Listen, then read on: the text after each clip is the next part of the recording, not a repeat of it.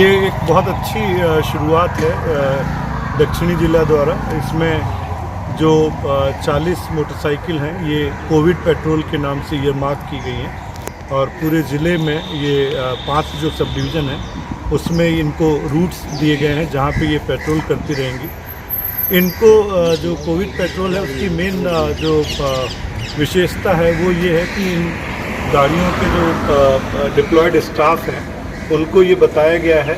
कि क्या क्या सावधानियों की ज़रूरत है, किस तरह से सोशल डिस्टेंसिंग मेंटेन करने हैं, कहाँ पे परमानेंट मार्किंग करके क्यू लगवानी है, कहाँ पे जो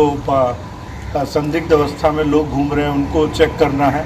कहाँ पे जो गाड़ियाँ और जो प्राइवेट पर्सन्स लोग चेक कर रहे हैं वो बिना कर्फ्यू पास के तो नहीं घूम रहे हैं, बिना प्रॉपर आइडेंटिफिकेशन के तो नहीं घूम रहे हैं। तो इस तरह से इनको ये ड्यूटी दी गई है।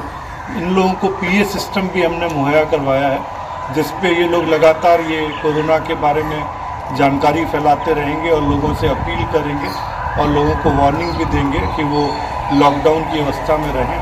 तो मेरे ख्याल से जो ये अगले 14 दिन ये जो लॉकडाउन है 14 अप्रैल तक ये बहुत क्रूशियल है और इस टाइम में ये एक बहुत अच्छी शुरुआत है और मैं इस शुरुआत के लिए साउथ जिला पुलिस को खासतौर पर यहाँ के कप्तान डीसीपी अतुल ठाकुर और एडिशनल डीसीपी रविंदर सिंह साहब को बहुत बहुत बधाई देता हूँ। मुझे उम्मीद है कि अच्छी मॉनिटरिंग से ये बहुत सफल स्कीम रहेगी और मैं कोविड पेट्रोल को उसकी सफलता के लिए हार्दिक शुभकामनाएं देता हूँ।